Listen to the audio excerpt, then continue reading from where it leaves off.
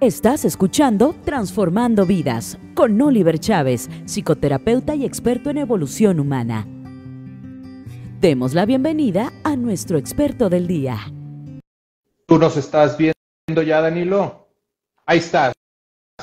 ¿Cómo estás, Hola, ¿Cómo estás, Danilo? ¿Me escuchas bien?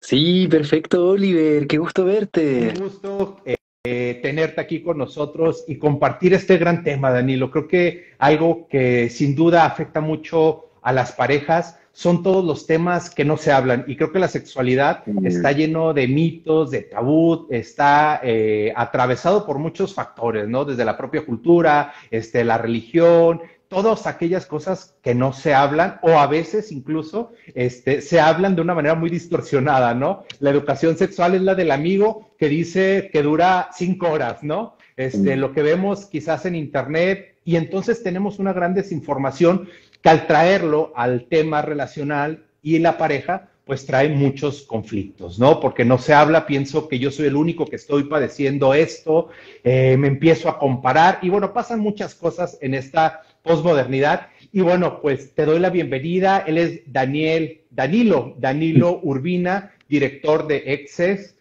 psicólogo, sexólogo, y yo encantado de tenerte el día de hoy desde Chile, que nos puedas compartir un poquito, primero que nada, ¿qué es la sexualidad? Creo que hay un, un reduccionismo que entendemos que la sexualidad solo es la genitalidad y desde ahí creo que se empieza a complicar mucho todas las cosas. Cuéntanos qué es, qué implica la sexualidad.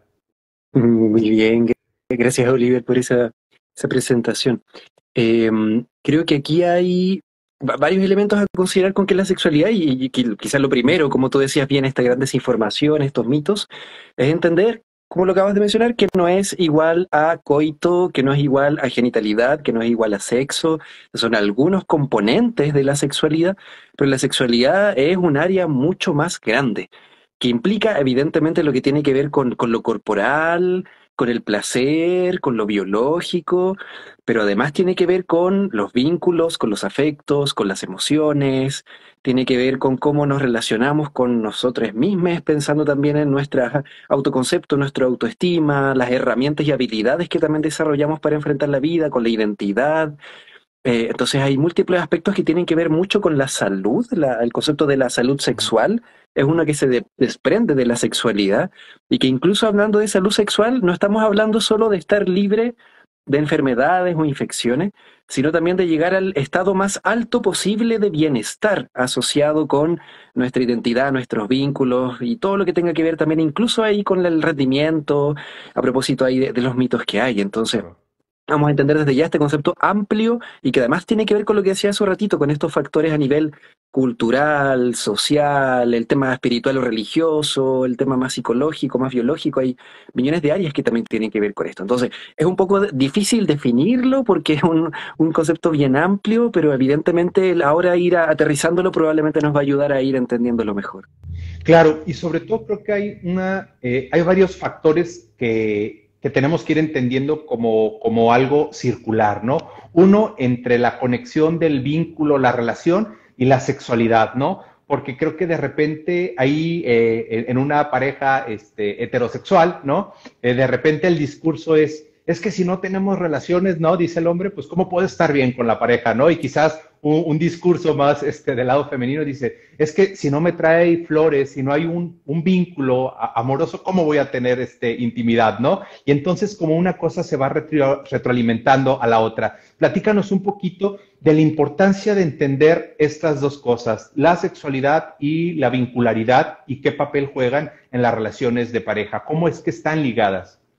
Absolutamente. O sea, si entendemos este concepto amplio de sexualidad, lo vincular podría ser una parte, un trozo de la gran mirada de sexualidad, pero yo creo que ahora para poder profundizar en este tema, quizás sí vamos a estar hablando de lo que tiene que ver con el acto sexual, quizás pensando en el acto sexual, pensando en el encuentro sexual. Ahí, claro, hay un componente importante que tiene que ver con lo vincular que muchas veces se nos olvida, porque llegamos a encuentros sexuales bajo todo todos estos mandatos, toda esta información, sobreinformación o desinformación, con una muy mala educación sexual integral de base, entonces llegamos un poco replicando lo que se nos dice que deberíamos hacer, lo que se nos dice que nos debería gustar. Y suponemos un montón de cosas también al respecto de los tiempos, el placer, lo que necesita nuestra pareja, sus sensibilidades, por ejemplo, nuestros vínculos.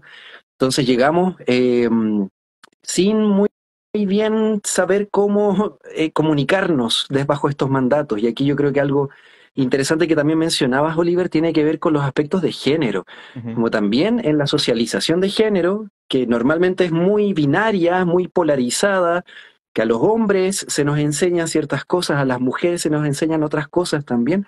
Ahí hay un montón también de mensajes y mandatos y expectativas respecto a nuestro cuerpo, el cómo nos vinculamos, el cómo manejamos las emociones y además todo esto que tiene que ver con el encuentro sexual y nuestro rendimiento y todas las expectativas y presiones que hay desde el cómo acercarnos. Entonces, creo que aquí lo importante para responder tu pregunta tiene que ver con cómo para vincularnos de forma integral, saludable, incluyendo el ámbito sexual y vincular, es necesario primero mirar cuáles son las construcciones que tenemos respecto al cómo relacionarnos y luego de eso el empezar a preguntarnos si efectivamente es lo que nos hace sentido, es lo que creemos que es saludable o revisar si nos faltan herramientas también ahí para profundizar y meternos con mayores habilidades.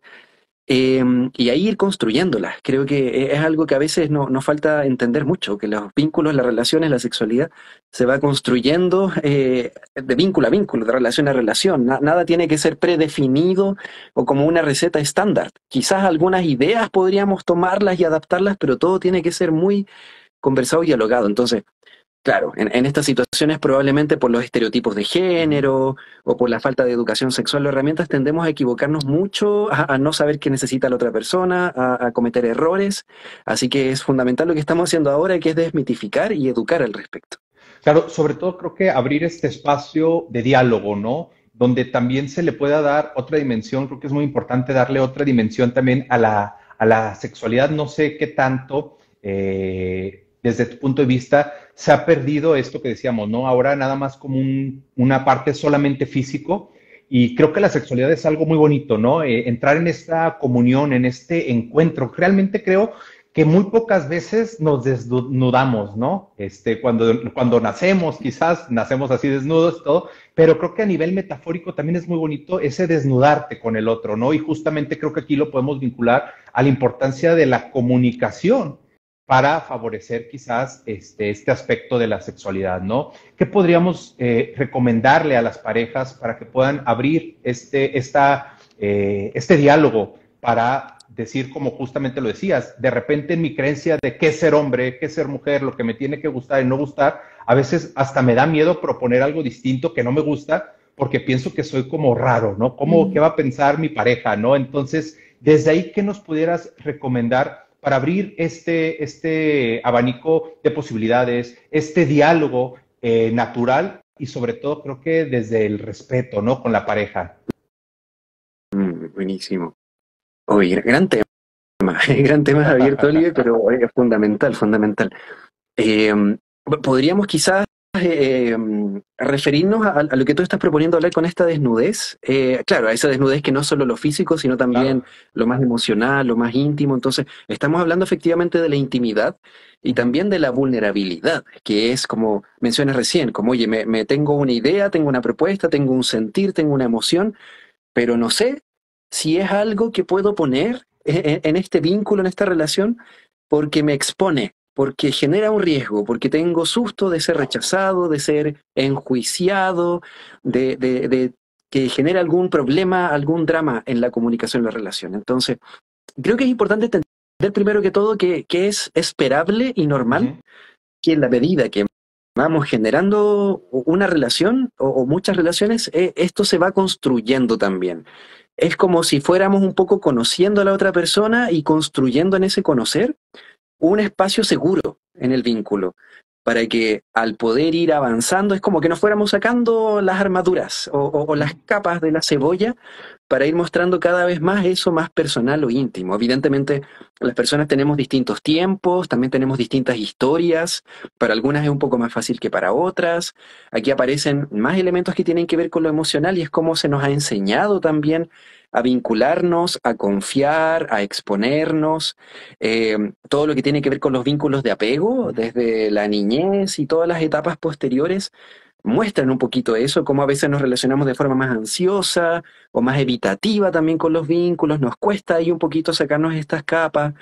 Entonces, hay muchas posibilidades del cómo lleguemos, pero aquí lo fundamental es hacer el trabajo consciente de mirar el qué nos pasa con esa vulnerabilidad, el entender que esa vulnerabilidad e intimidad es súper, súper importante, es fundamental para llegar a esas conexiones más profundas, para poder presentarse, exponer lo que a uno le pasa desde la honestidad y ya no solo desde la máscara, solo desde el enmascaramiento, que el concepto del enmascaramiento se utiliza mucho en las neurodiversidades, en personas del espectro autista, con déficit atencional u otras, pero hay una parte del enmascaramiento que tenemos todas las personas, además, como un poquito desde esta deseabilidad social.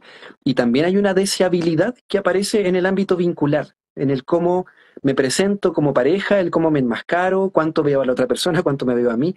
Entonces, aquí para poder sacarnos estas máscaras y ser lo más genuinos que podamos, es fundamental construir ese espacio seguro que implica el poder ir avanzando en no solo exponerme un poquito más en la medida que me vaya sintiendo seguro, sino también en mostrarle a la otra persona de que estoy disponible y dispuesto para escuchar a una persona que es distinta, que tiene otro cerebro, que tiene otros deseos, que tiene otros placeres, también estar disponible para escuchar otros puntos de vista, otras miradas, otros sentires.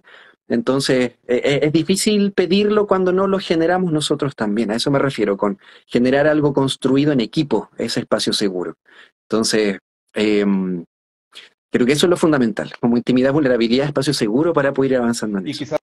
quizás aquí pudiera ser la primera tareita a las personas que nos están viendo el día de hoy, ¿no? ¿Qué puedo poner de mí para que el otro se sienta seguro y pueda hablarlo, ¿no? Como en esta parte de queremos mejorar la sexualidad y a veces, no sé si te pasa que la gente quiere como la técnica, el manejo, cuando dices, quizás lo primero que tienes que hacer es platicar con tu pareja, ¿no? De lo que te gusta o conocerte. A veces, ¿cómo puedo pedir algo si ni siquiera yo me conozco y sé qué me gusta o no me gusta, ¿no? También mandarle un saludo a todas las personas que nos están viendo. También invitarlos a que participen si tienen alguna pregunta, alguna duda. Aprovechemos a Danilo que está el día de hoy con nosotros de este gran tema, la sexualidad. Creo que lo vamos aprendiendo desde casi desde que nacemos, ¿no? ¿Qué ser, qué ser hombre, qué ser mujer? Lo que escucho de mis padres, lo que voy viendo en la tele, ¿no? Lo que voy viendo ahora en las redes sociales.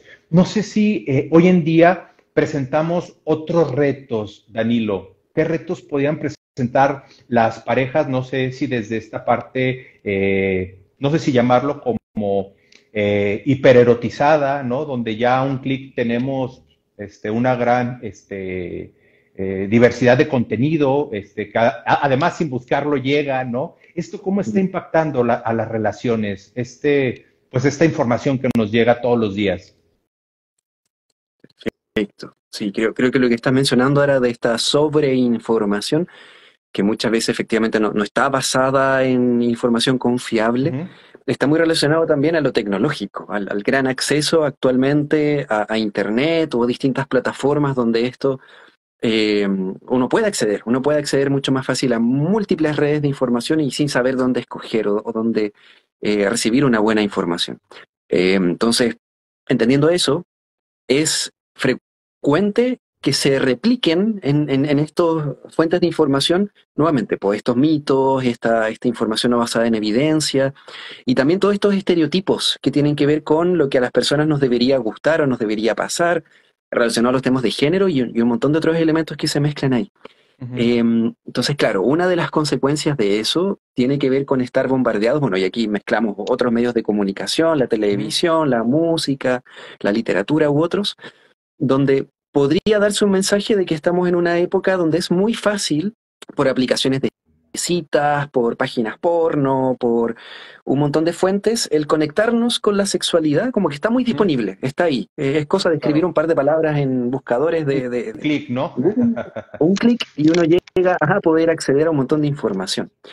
Entonces, creo que aquí es importante entender el qué se nos ha dicho, como en las biografías particulares, en las propias historias, qué se nos ha dicho sobre la propia sexualidad, porque puede ser que también haya mensajes distintos, no todas las personas van a estar hiper erotizadas, algunas quizás también, siguiendo los estereotipos, también van a estar como negadas o limitadas en su sexualidad. También tenemos un grupo de población importante, entre ellas algunas mujeres, entre ellas personas con algún tipo de diversidad o discapacidad, entre ellas las personas mayores o personas que vemos un poco como más eh, eh, sin poder vivir ese erotismo o queriendo resguardarse también desde esa sobreerotización. Pues hay un montón de relatos también de mujeres que se sienten cosificadas Ujú. bajo todo este bombardeo también hay de sexualidad y desarrollan herramientas un poco de evitar también estas miradas o estas exposiciones sobre el erotismo de esa forma. Y nuevamente, también este hipererotismo a las personas que están bombardeadas de ese mensaje también les invita continuamente al sí ser muy, podríamos llamarla sobresexualizada, pues al estar buscando continuamente este estímulo, y de hecho nos pasa que a muchas personas, yo creo que aquí temas de género nos pasa a muchos hombres Ujú. también, que aprendemos incluso a regular nuestra ansiedad desde la sexualidad, desde el autoerotismo, la masturbación, o desde a veces sobrebuscar también encuentros sexuales con otras personas, sentirnos que nos validamos desde ahí. Entonces, es mucho esta pregunta, como qué se nos ha dicho respecto a nuestra propia sexualidad, el cómo debemos presentarnos, el desde dónde nos validamos. Cuando tú me decías esta pregunta interesante para las personas ahí que se lleven como tarea de él, ¿qué puedo poner yo para generar este espacio seguro con mis parejas? También está esa pregunta y además, ¿qué necesito yo? Más Ujú. allá de estos mandatos, a veces las personas necesitamos cosas distintas de lo que se nos propone. Entonces, es un poquito cuestionar todas estas estructuras. Creo que por ahí va la pregunta o la respuesta principal. Eh, y no solo lo que tiene que ver con la información, que es algo importante, sino también con las actitudes que se nos presenta respecto a la sexualidad. Por ejemplo, el que no se nos haya hablado de sexualidad, uno lo podría entender como una falta de educación sexual, pero a veces detrás de eso igual hay un mensaje, igual hay un tipo de educación sexual, que es, por ejemplo, desde la represión o Claro. desde el focalizarnos en que la sexualidad es algo malo, es algo sucio. Entonces también hay un mensaje que uno aprende, que a veces está muy inconsciente y muy metido por ahí, que hay que escarbar un poquito para encontrarlo, pero también hay mensajes que se nos dice respecto a eso y así pueden haber un montón. Entonces eso, si hay hipererotismo es un poco preguntarnos cómo nos relacionamos con la sexualidad en ese contexto, el qué nos pasa, el cómo lo manejamos. Yo creo que aquí nuevamente los temas de ansiedad aparecen Ujú. frecuentemente y no necesariamente del placer, y creo que eso es interesante. A veces hay una búsqueda continua del placer, pero que llega a ser como sin término. Y eso tiene que ver más con la ansiedad que con algo que efectivamente me genere un placer que me haga sentido. Entonces, hay un montón de elementos. Creo que podemos ir profundizando eso, pero te devuelvo la Claro. palabra. Y podemos hablar también de la adicción al sexo y muchas otras cosas, ¿no? Que van ahí enmarcando esta situación. No sé, creo que algo muy importante es justamente esto, ¿no? La cosificación del sujeto, ¿no? Y no sé si esto tiene que ver también que no entendemos o no comprendemos del todo que hombres y mujeres somos un tanto distintos, ¿no? No sé, la respuesta sexual, ¿no? El hombre en este ser descontinuo, ¿no? No sé si este factor influye también en que las mujeres se sientan así, ¿no? Después de la relación sexual como un objeto, ¿no? Me siento utilizado, ¿no? Y creo yo, hablando de hombre, de mujer, ¿no? Creo que hoy en día, Danilo, muchas cosas que eran como, lo pongo entre comillas, típicas del hombre o de la mujer, creo que ahora en una nueva narrativa, en una nueva escucha con las personas que se acercan, dices, es que también el hombre se siente utilizado, ¿no? Es que al hombre también le duele la cabeza, ¿no?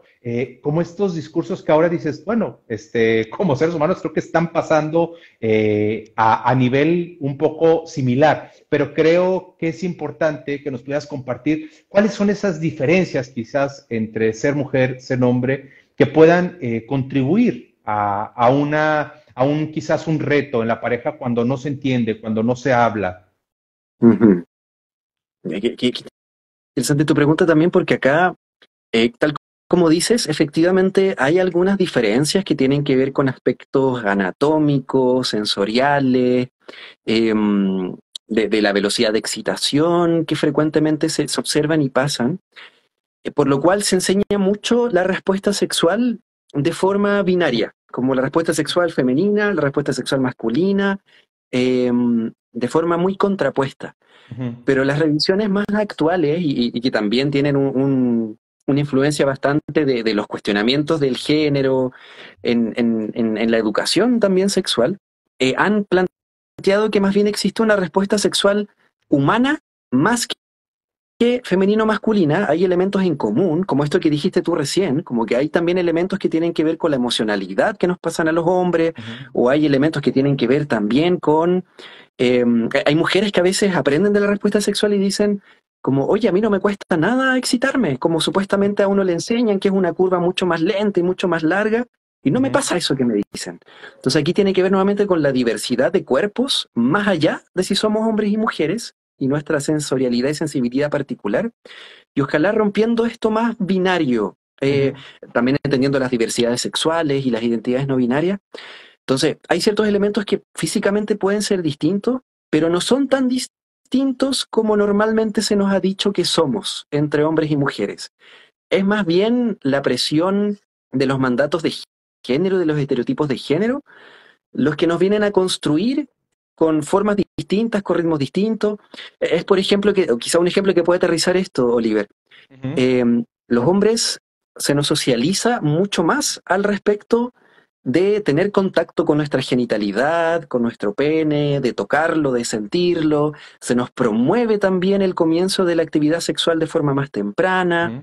Ujú. Entonces hay mensajes que tienen que ver con, tengo que ser alguien muy focalizado en lo sexual, la mirada es mucho más genitalizada, Ujú. eh, y hay Desde mensajes las muy... construcciones del machismo, del patriarcado, ¿no? El hombre como Exacto. responsable del placer sexual, la potencia, lo que decíamos, ¿no? La duración, todo esto que va cargando, pues, mucho en la parte del hombre, ¿no?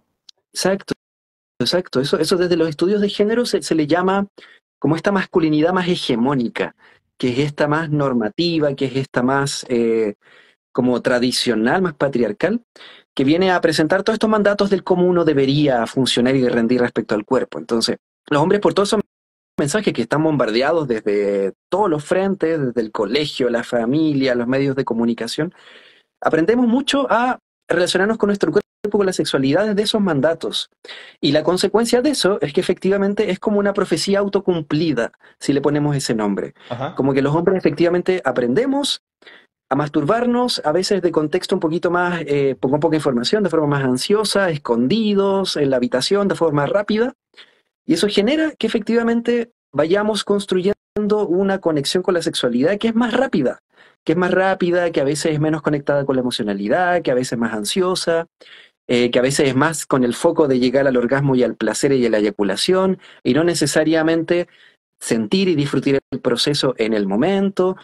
Y es un montón de cosas que uno dice, claro, eso tiene que ver con que es hombre. Como es hombre, funciona de esa forma, pero ahí podemos deconstruir y podemos decir cuánto de esto realmente tiene que ver con algo biológico Claro. o con algo genético, con algo hormonal.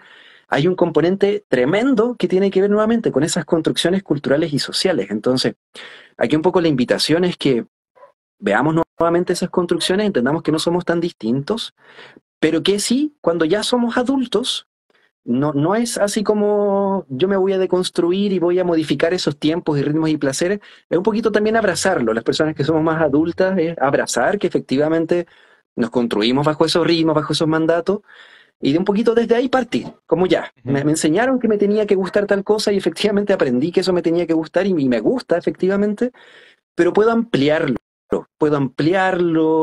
cosechar más semillas eróticas que fomenten más placeres, que fomenten más gustos, más tiempos, más posibilidades. Entonces un poquito partir de ahí entendiendo que ya estamos, por decirlo, contaminados bajo todos estos preceptos, pero que podemos empezar un poquito a observarlos, limpiarlos y ampliarlos. Creo que por ahí va la invitación de lo que tiene que ver principalmente con la respuesta sexual. Claro, y me gustaría también que nos compartieras cuáles son los temas o los retos que tú más te llegan a tu consultorio, en el instituto, que están atravesando las parejas, ¿no? Creo que también este acelere, esta posmodernidad, la manera en que vivimos hoy en día, pues también nos impacta en nuestra sexualidad. ¿Qué es lo más frecuente que te toca ver hoy en día en tema de pareja y la sexualidad? Súper. Yo creo que igual mi equipo, la Escuela Transdisciplinaria de Sexualidad, es un poco disidente.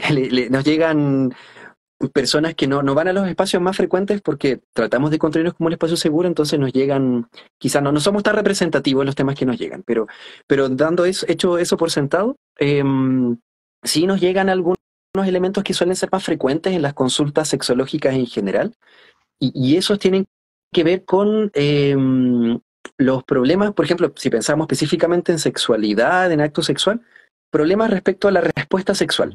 En alguno de los hitos o en varios de ellos.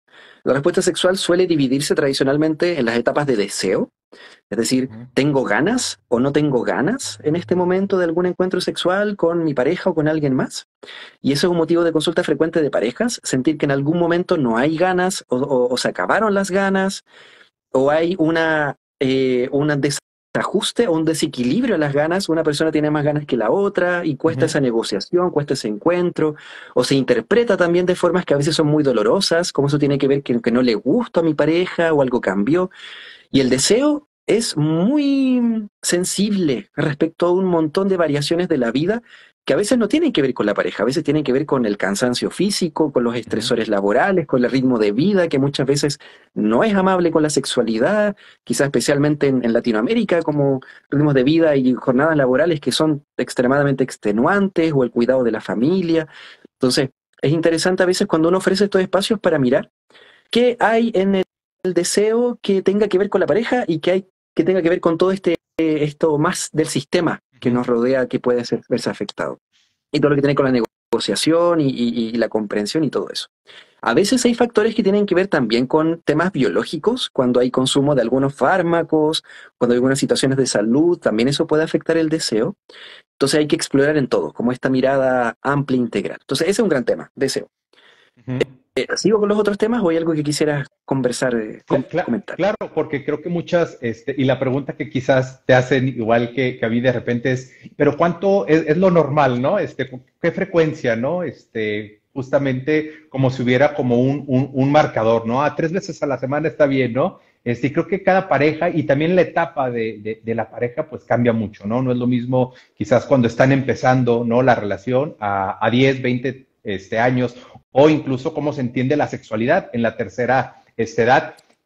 Me gustaría también leer aquí que nos están escribiendo, Agüita, dice, sí representa lo distante, me gustaría escuchar motivos frecuentes de consulta de diversidades sexuales. Claro que sí, si podemos compartirle algo, Danilo, con todo gusto. Y también invitarlos a los que nos están escuchando, también que nos escriban, si tienen alguna duda, nos va a encantar poder dialogar con ustedes. Oye, qué buen tema también has abierto, Oliver, cuando hablas de estas preguntas de la frecuencia y la normalidad, que nuevamente también es un tema que está a veces impuesto desde los mandatos, desde el qué se nos dice o desde la comparación, y aquí también tenemos que entender que el deseo sexual no es algo estándar en las personas, como un nivel estándar y sano. Es muy diverso, como que hay, como se habla de diversidad sexual y distintas orientaciones sexuales, identidades de género, también el deseo sexual tiene muchos matices y desde ahí, por ejemplo, se conoce actualmente con mucha mayor visibilidad la existencia de personas asexuales o de personas demisexuales que se identifican con esas etiquetas diciendo, oye, yo no tengo un deseo sexual como el que se me dice que debería tener. es bajo, es distinto o está condicionado a veces a algunas condiciones, a algunas situaciones, a tener un vínculo afectivo con la otra persona o a otras características. Entonces, aquí la normalidad se nos empieza un poquito a desarmar, entendiendo que es muy amplio y diverso y aquí quizás la frecuencia depende de cada persona, depende de lo que necesite y depende de lo que se vaya negociando con la pareja. No te Claro. podría decir una frecuencia saludable una vez a la semana, una vez cada... No existe, no existe una frecuencia Claro. saludable, depende cómo a cada persona y vínculo le resulte más saludable. Claro, y también recuerdo una vez, una pareja que decía, que dice, en la terapia, ¿no? Dice, el tema, dice, creo que se me bajó, esta parte, ¿no? Del deseo, esto, por falta de higiene de la pareja, ¿no? Dices que realmente, el olor, era un poco fuerte y dices, desde ahí qué importante la comunicación, ¿no? Todo lo que se pudiera, abordar, ¿no? Justamente creo que, no sé, dentro de las problemáticas que tienen, retomo esto que decíamos en un inicio, tiene que ver con el diálogo, ¿no? Porque qué fácil pudiera ser, oye, ¿qué te parece si te bañas antes del encuentro sexual, ¿no? Quizás eso bastaría, te perfumas, ¿no? Muchas cosas que vamos cargando, ¿no? Con estos como intentos de solución que lo único que hacen es mantener el conflicto, ¿no? Tema de eyaculación, precoz, no lo hablo, no lo digo porque se va a sentir mal, voy a herir su parte masculina y creo que ahí es ese gran reto de las parejas, ¿no? El poder hablarlo abiertamente, acudir con especialistas, ¿no? Porque como bien lo decíamos, de repente hay mucha desinformación, con la comadre, con los amigos, en internet, y qué importante que puedan también pues acudir a especialistas como ustedes, ¿no? En ese sentido, creo que desde ahí podemos ver pues qué pasa con el deseo, por qué se está pagando, ¿no? Cuéntanos un poquito más de las otras, de los otros puntos, Danilo. Súper, y lo voy a comentar conectar con lo que acabas de Ajá. comentar respecto a la eyaculación precoz, que también es un motivo de consulta frecuente, Uh-huh. que tiene que ver con otra etapa más relacionada a la excitación, que también Uh-huh. es un gran tema de motivo de consulta frecuente, tanto porque hay personas que sienten que no, a pesar de que hay deseo, no hay una respuesta corporal del cuerpo que hable de que hay una excitación, una respuesta de lubricación en el caso de las vulvas o de erección en el caso de los penes. Entonces un poco desde ahí el sentir que parece que a pesar de que tengo ganas, mi cuerpo no está funcionando, no está reaccionando como yo esperaría que funcionara. Y aquí también hay múltiples posibilidades que tienen que ver con temas más biológicos o temas también relacionados a las ansiedades, al vínculo, a las emocionalidades, al contexto y a muchas otras características del donde también me siento seguro o cómodo para conectarme con esta excitación. Y ahí también pasa tanto esta excitación que uno siente que no ocurre o que es muy baja, o al revés, una excitación que es muy rápida y que me genera una respuesta más pronta de lo que quisiera, como puede ser el caso de las personas que tienen una eyaculación más rápida y donde también existen un montón de mitos, como respecto de ya, pero ¿cuánto realmente es una eyaculación precoz? ¿Qué es precoz? Porque para muchas personas también podría ser más rápido de lo que supuestamente nos han dicho, que a veces también modulado por la pornografía, Claro. hay películas que duran mucho rato, cuando en verdad la respuesta sexual muchas veces efectivamente es breve. Y acá hay algo incluso evolutivo de sobrevivencia, como Uh-huh. las personas en otros escenarios de mayor riesgo no tenían el lujo de poder tener actividad sexual por mucho tiempo, como que había que sobrevivir en escenarios de evolución. Entonces, hay algo incluso saludable en el tener Uh-huh. respuestas sexuales rápidas que a veces patologizamos y que a veces nos angustiamos por sentir que no cumplimos ese mandato. Entonces, el tema de la excitación por sí mismo es un gran tema y ahí está lo que decías tú, como el cómo a veces esto se habla también y se pone en el vínculo por la vergüenza, porque uno no está cumpliendo o por estas múltiples interpretaciones de no te gusto, hay algo que pasa ahí que genera tensiones cuando no se tiene información. Uh-huh. Entonces ese es otro gran tema relacionado a lo mismo. Uh-huh. Claro, también, bueno, hay otras situaciones, ¿no? Biológicas, como decíamos, físicas. En su mayoría, ¿crees que tiene que ver más justamente con la ansiedad, con el estrés, con todo esto que venimos cargando?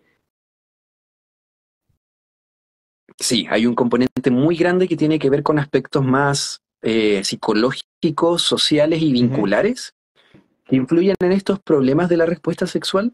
me hacía un poquito la pregunta de qué temas me llegan. Claro, yo como psicólogo de profesión base me llegan mucho lo que tiene que ver con eso, pero también hay un montón de componentes que tienen que ver con lo médico y más orgánico del cuerpo, que también son factores que afectan la respuesta sexual. Yo ya te mencioné los temas de deseo, los temas de excitación.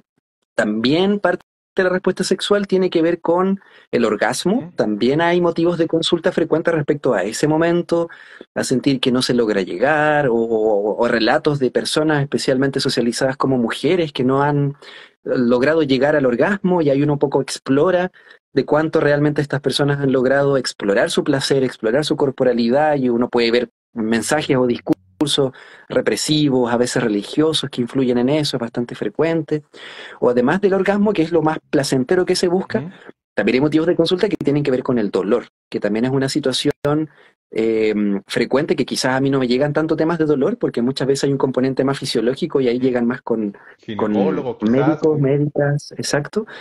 Pero también es una de las afectaciones que ocurren en temas de sexualidad. Y aquí, gran mito que hay que derribar, y es que un encuentro sexual nunca debería doler, que es algo que a veces también está muy integrado en lo como social, de que es normal que duela, que incomode en algún momento, y aquí no. Hay que atender ese dolor, hay que escucharlo, hay que acogerlo, porque si no lo acogemos es muy probable de que se genere una reacción aversiva al sexo una vez que duele. Mi cuerpo se acostumbra a decir, oye, esto no me gusta, esto me va a hacer mal. Y por ejemplo, en vulvas existe el vaginismo, como un tipo de problemática sexual donde una vagina básicamente no tiene la suficiente elasticidad o apertura para poder recibir una penetración, y que muchas veces genera un montón de frustración en las parejas, en los vínculos, por sentir que no se puede dar ese acto sexual. Y muchas veces eso está dado por temas de educación sexual, por temas de dolor, por temas de otros antecedentes. Entonces aquí nuevamente, la historia es fundamental y todas estas construcciones que están de la mano. Claro, sobre todo entender qué pasa, cómo lo vive cada pues pareja, dependiendo la etapa, ¿no? Si desde el inicio pues no hay deseo, si no nos comunicamos, ¿no? Y lo pongo entre comillas, y se da esta parte como de eyaculación que lo conocemos o lo llamamos como precoz, o la anorgasmia, ¿no? Creo que esto va generando distintos sentires en la pareja, ¿no? No es lo mismo que no pase a que medio pase, pero no llegue como al orgasmo. Y creo que esto pues va generando también mucho, pues una historia en cada uno, ¿no? Desde cómo nos sentimos, quizás desde a veces la creencia como de no merecer, o la cultura que sí hace que sientan culpas, no sé si un poquito más ligado en la parte como femenina, ¿no? Creo que hasta hace muy poco se le ha permitido explorar, se le ha permitido hablar en muchos temas, y no sé si nos pudieras compartir qué sentires es lo más común dependiendo en esto que decías, ¿no? En cada como etapa, ¿no? De la respuesta sexual, en las personas, en la pareja. ¿Qué pasa cuando pues no se da, cuando no se llega al orgasmo, cuando quizás no hay una erección? ¿Qué pasa? ¿Qué pasa con las personas que te llegan, las parejas que viven? Mm. Sí, esto va a depender mucho, nuevamente, de la educación sexual que traigan las personas, y de su vínculo también, de la comunicación que tienen, la confianza, el piso seguro que tienen para poder encontrarse. Entonces, dependiendo de eso, pueden llegar en contextos de mucha frustración, de mucha... esto puede generar mucho conflicto. Creo que es importante entender eso, como aquí, que lo conversamos, Olivia, también un poquito para pensar el tema del live, como esta relación en lo vincular y lo sexual. Aquí una cosa puede afectar a la otra o viceversa. Claro. Es como que si se generan problemas en lo sexual, en el acto sexual, evidentemente puede llegar a conclusiones o interpretaciones de temas vinculares, temas de la comunicación, temas relacionales, si no se logra abordar bien, o viceversa. También, si el tema vincular no está funcionando bien, puede afectar también el espacio sexual, o cuán cómodos o seguros nos sentimos ahí. Entonces, llega muchas veces frustración, ¿sí? Incluso como castigo, ¿no, Danilo? Estamos mal, pues ahora no voy a tener relaciones, ¿no? Sexuales, ¿no? A veces hasta ahí se utiliza la sexualidad, ¿no? Para castigar al otro. Absolutamente, es parte del lenguaje, es parte de la conexión que se da con las parejas. Entonces, evidentemente pueden utilizarse ahí como castigos o un montón de otras situaciones que bien aparecen, pues no es tan extraño que pase algo así. Entonces, yo creo que principalmente la frustración es un tema de malestar que aparece, de miedo respecto a la continuidad de la relación, entendiendo cuán importante o no es este ámbito o cuánto les afecta. Ahí puede haber mucho miedo de la continuidad, del impacto. En algunos casos, cuando también hay expectativas de familia, también ahí hay temas que pueden tener que ver con, oye, no estamos logrando tener un acto sexual efectivo, relaciones heterosexuales para ser padres, madres, para poder de una relación fértil.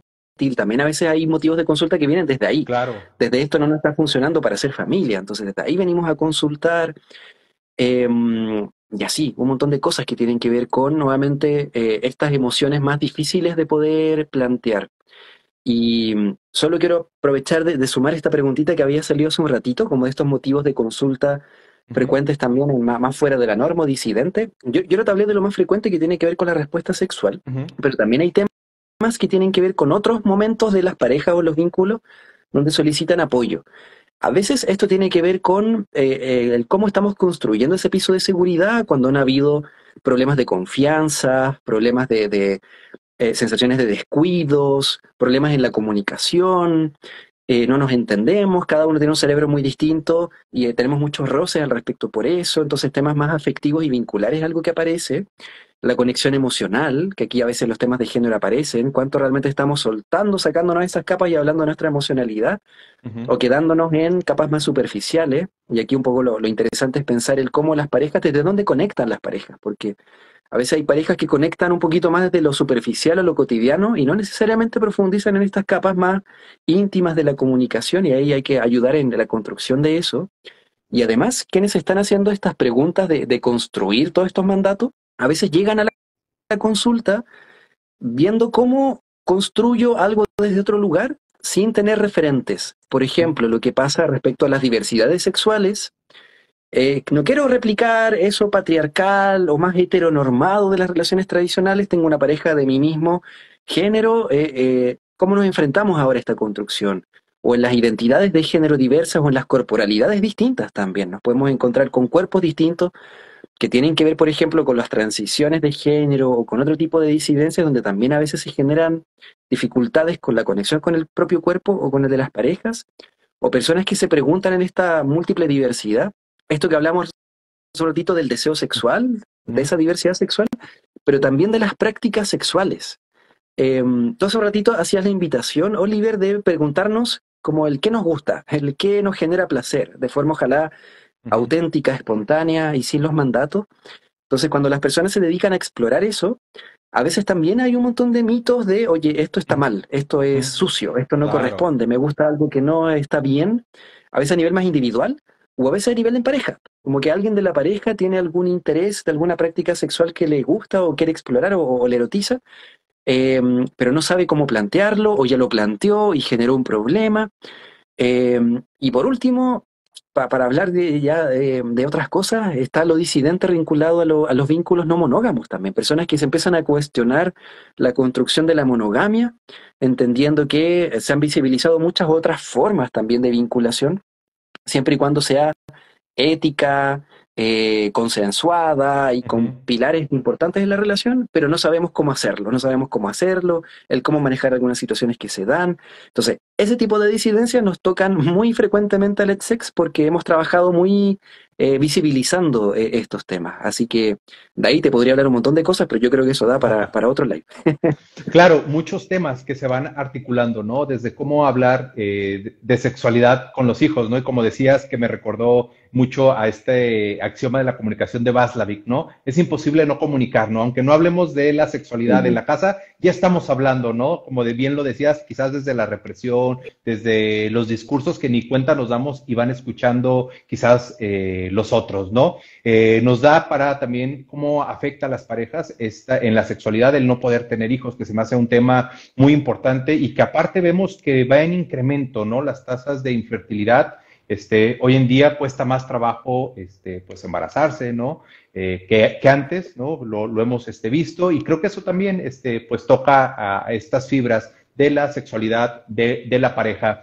Para ir cerrando, también invitar a todos, si quieren preguntarnos algo más, que nos pongan ahí en sus comentarios, nos escriban alguna pregunta que tengan. Y me gustaría también, si nos pudieras compartir algo que nos pueda ayudar a abrir un poco la comunicación, algo que pueda sumar a las relaciones de pareja, sobre todo para ir desmitificando esto que hemos hablado el día de hoy. ¿Algún ejercicio, un juego que nos puedas compartir, que las personas que lo vean ahorita en vivo o después, cuando lo subamos a otras plataformas, puedan llevarse pues, recurso para poderlo aplicar en su relación de pareja? Súper bien. Ya, qué bueno que me hables del juego, porque creo que es una herramienta muy buena también para acercarnos a estos temas que a veces son difíciles, pero desde lo lúdico, eso ayuda mucho. A propósito del juego, me ha tocado acompañar a personas que utilizan juegos de mesa o juegos de cartas cuando a veces cuesta intencionar estas conversaciones más íntimas o de vulnerabilidad. Como que no sé muy bien qué decir, no sé muy bien qué preguntar. Entonces se utilizan estos juegos de mesa con cartas que son juegos especializados en pareja, que invitan a veces de forma más progresiva, como con distintos niveles de intimidad, el empezar a hablar del cómo estamos, del cómo nos sentimos, del cómo conectamos, del cómo está funcionando esta comunicación. Entonces creo que lo lúdico puede ser una súper buena herramienta.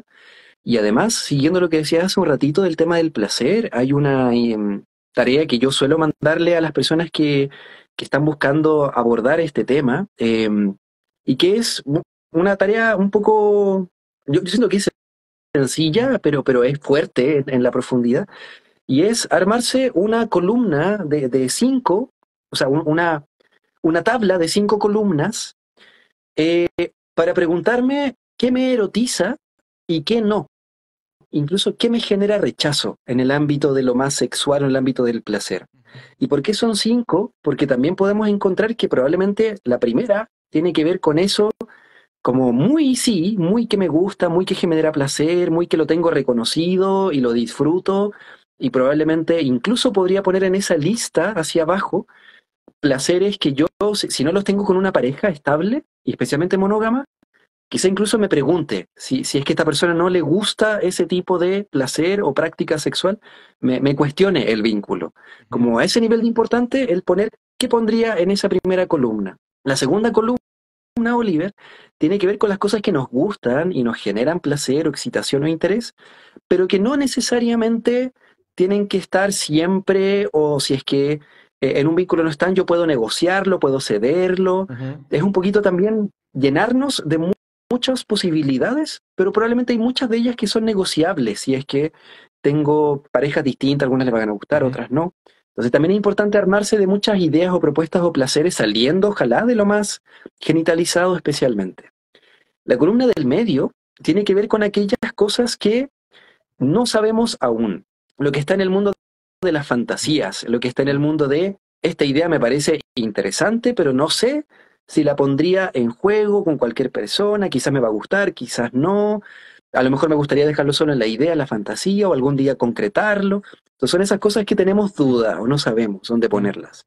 Y las últimas 2 columnas tienen que ver con los límites, que también es tremendamente importante cuando estamos en pareja, saber nuestros límites, poder comunicarlos. A veces ahí vemos personas que aprendemos un poquito a ser como más, ¿cómo decirlo? Como complacientes con las parejas, o sentir que tenemos que cumplir cierto rol. Entonces tendemos a aceptar cosas que a veces no nos interesan, no nos gustan, o incluso nos generan más alejamiento en los vínculos. Entonces un poquito también reconocer aquellos límites, y aquí los dividimos en 2. Están los límites duros, que son aquellos que en ningún caso, jamás, nunca me gustaría vivir o experimentar, que a veces tienen que ver con algunos lugares de mi cuerpo con los que tengo cierta sensorialidad, o que a veces son lugares que han tenido también heridas más de eventos traumáticos, o ciertas prácticas que no me parecen atractivas y me desagradan. Y podríamos poner un montón de cosas. Y en los límites de la otra línea van los límites blandos, aquellos que uno podría estar dispuesto a negociar bajo ciertas condiciones. Mira, esto no me gusta, esto no es algo tan interesante para mí, pero si a ti te gusta mucho y lo pasas bien, ya podríamos cederlo, porque en una de esas me estimula el verte a ti pasándolo bien. no necesariamente lo que estamos haciendo y bajo ciertas condiciones del lugar, del contexto, de la seguridad, podría explorarlo. Entonces, aquí un poco la invitación es a, ojalá, hacer nuestra pregunta lo más amplia posible, lo más genuina, llenando estas columnas, estas tablitas con todo lo que podamos llenar dentro de los placeres y los límites para poder después, ojalá, comunicarlo con las personas con las que estemos y así poder ir encontrándonos, negociando, compartiendo. Creo que ese es un buen tip para poder mencionar, Oliver. Claro. Y creo que había una preguntita de alguien entre medio, no sé si la A viste.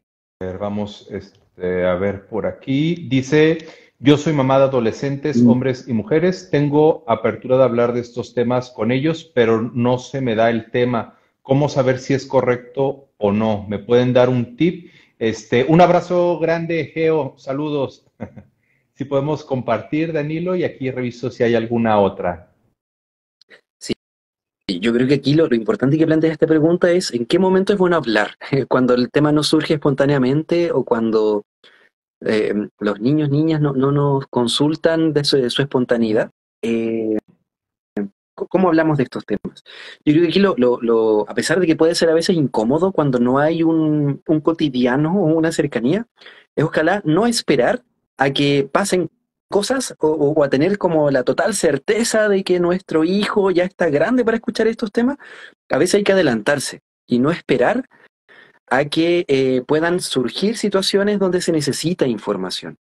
Yo creo que aquí un punto importante, como conversamos un ratito, es tener una actitud que sea muy de disposición a conversar y escuchar, y eso implica a veces a las familias el también estar dispuestos a escuchar o conversar de temas que pueden ser difíciles o incómodos.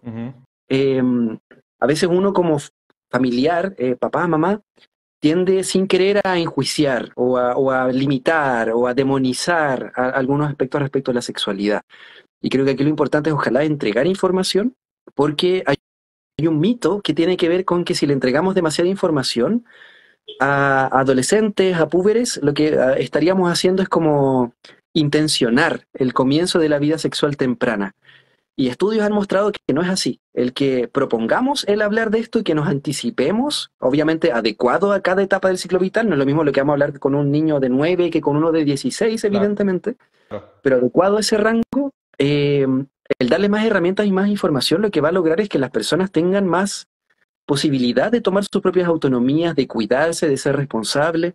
Estos estudios muestran que las personas que reciben educación sexual integral postergan o controlan mejor el comienzo de la vida sexual. No es que la adelanten. Entonces es un buen derribador de este mito que muchas personas sienten de que lo van a intencionar. Entonces un poco la recomendación para esta consulta es atreverse a hablar, intencionarlo, pero ojalá estudiando un poquito antes, ojalá también teniendo alguna buena red confiable. Les dejo la red ahí de la Escuela Transdisciplinaria de Sexualidad. En nuestra página web tenemos una parte donde dice documentos, donde hay un montón de guías de educación sexual, documentos, libros. Está como el libro de las 100 preguntas de sexualidad adolescente en el que trabajamos hace algunos años atrás, y es otros documentos que pueden servir para que uno diga ya, tengo aquí un material para poder acercarme a esto con mayor certeza, y si hay algo que no manejemos, que también es muy probable que pase, está bien también. Creo que eso es importante. A veces los adultos sentimos que tenemos que tener todo muy bajo control para que no nos vayan a descubrir o a pillar los niños como, no sabe esto, como sentirnos avergonzados. Pero también está bien decirle, oye, no sé eso, exploremos juntos, busquemos información, busquemos en internet. Claro. Creo que aquí lo importante es acompañar los procesos, es un poco hacer este camino de una mediación de los contenidos, más que esperar que los niños solitos vayan desarrollando ahí su aprendizaje autónomo. Claro, excelente. Sin duda creo que ese es otro gran tema, ¿no? La sexualidad en la familia, ¿no? Cómo poder hablar y todo. Me encantó esto que compartes el día de hoy, lo que ha generado tu instituto, ¿no? Esos documentos para que todas las personas que lo vean pues puedan acceder. ¿Dónde pueden localizarte, Danilo? ¿Dónde pueden estar en contacto contigo, con tu instituto para recibir más información en referencia, bueno, pues al tema de la sexualidad? Sí, mi equipo es la Escuela Transdisciplinaria de Sexualidad, que también aparece en redes sociales abreviada como ETSEX, ETSEX. Estamos en Instagram ahí con bastante información que actualizamos harto, en la página web también, ahí está este repositorio de documentos, También está la información de la atención clínica, si alguien necesitara ahí un acompañamiento profesional, también tenemos el equipo trabajando en eso. Y además hacemos formación en temas de sexualidad. Tenemos un diplomado en sexualidad que este año va a cumplir su 9ª versión. Hemos tenido también estudiantes de fuera de Chile, cada vez nos hemos puesto un poco más internacionales, también tiene que ver con este mismo live. Entonces Claro. también ahí pueden ver el programa, la información, así que sería la página edsex.cl. Ahí pueden encontrarnos para acceder más a todo esto. Claro que sí, para que estén ahí en contacto contigo. Y pues Danilo, agradecerte mucho tu tiempo, tu conocimiento, que creo que esto nos abre un poquito nuestro panorama, el cuestionar la sexualidad, el ver que justamente sí hay un gran vínculo entre la emocionalidad y la sexualidad, ¿no? Que a veces no lo vemos, lo ponemos como en lugares separados. Me encantó esta charla el día de hoy. Seguro va a haber más preguntas, más programas que podamos hacer en vivo, porque es un gran tema, ¿no? Y realmente creo que lo bonito es poder disfrutar esto que ya se nos dio, ¿no? Poder disfrutar de la sexualidad, creo que es un gran regalo y sobre todo cuando se vive plenamente desde la honestidad, desde la transparencia, como decía en un inicio, que se pueda ver más allá, poderlo plantear más allá de solo placer o lo físico, sino esa conexión donde nos desnudamos con el otro, señal de que es un lugar seguro, un lugar donde puedo encontrar ese respaldo, ese apoyo. Eso creo que pues sería un gran paso, ¿no? Humanizar todavía más la sexualidad en este sentido, ¿no? Entonces, pues agradecerte nuevamente, te mando un fuerte abrazo y seguro vamos a hacer más cosas por allá en conjunto. Y pues te mando un abrazo a ti y a toda tu gran comunidad, a todo tu instituto. También a ti, Oliver, muchas gracias por esta invitación y qué bueno que estés integrando estos temas también en tu espacio, en tu canal, creo que es fundamental. Pues. Así que felices ahí para futuras colaboraciones. Seguro que sí. Les mandamos un abrazo a todas las personas que se conectaron, a las personas que estuvieron así haciendo algunas preguntas. Esto se va a quedar guardado, si lo quieren después compartir, revisar más detenidamente, también va a quedar aquí en Instagram. Nos vemos el próximo martes también con otro gran tema para que nos sintonicen a las 8 de la noche, hora de México. También invitadazo para que nos sintonices, Danilo. Y bueno, estén pendientes de las próximas colaboraciones con Danilo también y su instituto, porque seguro es un tema que tenemos que abordar más y más y hay muchas dudas, muchos mitos y nosotros encantados de tenerte aquí en casa nuevamente, Danilo. Un fuerte abrazo, nos vemos todos y muy buenas noches. Chao. Adiós, Oliver. Chao, chao. Chao. Esto fue Transformando Vidas con Oliver Chávez. Síguenos en redes sociales como @Oliver Chávez Familiólogo. Recuerda que tenemos un podcast para ti cada semana.